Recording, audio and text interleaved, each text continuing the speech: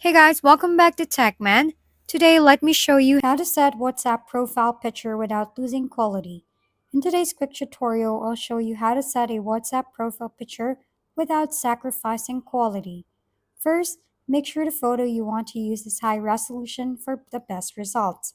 Then open WhatsApp, select a contact to send image to. This step helps preserve the image quality. Tap the clip icon, choose the galleries, select your photo, and make sure to press the HD option at the top before sending. After sending, go back to the home screen, tap the three dots in the top right corner, open Settings, tap your profile picture, press the camera icon, select Gallery, and pick the same image you just sent. Once selected, adjust the cropping if needed and confirm. And just like that, you have a crisp, high quality WhatsApp profile picture ready to impress.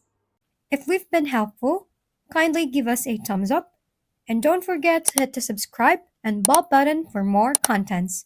For any questions and suggestions, comment down below.